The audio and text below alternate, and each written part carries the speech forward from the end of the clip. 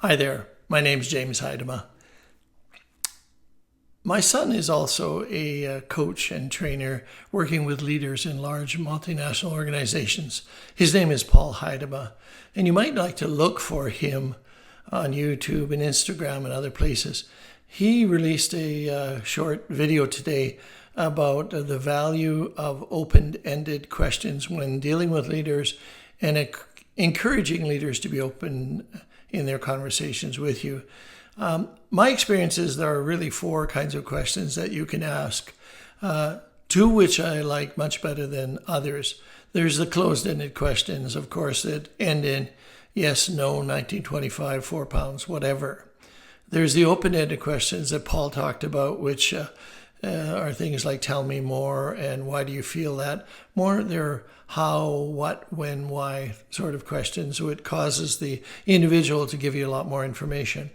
The third kind of question I like is a probing question where you dig deeper and deeper. It's like if you'd imagine you fill up your sink with water and you pull the plug and the water goes circling down. So you dig and you tell me more, why. 5 whys is a questioning way to help him with probing. Why do you feel that way? Why do you think that way? Why is that important to you? And so probing questions allow you to dig deeper. The one that I like the most is situational questions. When you're the person that's asking questions and you want to find out what's going on, put the individual in a hypothetical situation and ask them how they would respond to that situation. I'll give you an example. Let's say you're dealing with a team member and the team member offers customer service to the customer and he's trying to gather information from a customer, and it's important for him to be able to provide service to that individual armed with that information. And so let's just imagine the scene. I'm the team member and I'm talking to one of your customers, and this customer is having a problem, and they are reluctant to give me the information I need. And so I could turn the tables with a situational question. I could say, okay, I would like you to imagine, sir, that you were providing service to me, and for you to provide that service, you needed some information, and I was reluctant to give it to you, but without that information, you couldn't do your job. How would you respond?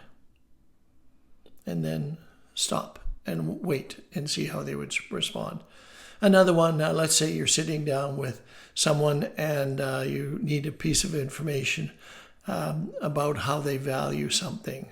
Let's say in the case, my background is financial services. So let's say I'm sitting down with a client and they don't have any critical illness or accident insurance and they don't think it's important. And I say, okay, well then I have a question for you. If your income was interrupted due to an illness or an accident and you couldn't work for a number of months, where would the money come from then? And they say, well, my parents will take care of me. And I said, okay, so they've got extra money for you every month. And so if your illness or accident caused you to be without an income for 6 months, maybe they could help. How about a year? How about 2 years? What then? Well, they couldn't help me then. And then what? And so you put them into the situation and ask them how they would respond rather than confronting them. And so those 4 types of questions, closed-ended, open-ended, probing, and situational, are ones that we should master if you're in the business of interacting with another human being. You can use it with coworkers, you can use it with leaders, you can use it with managers, you can certainly use it with your customers. I hope this helps.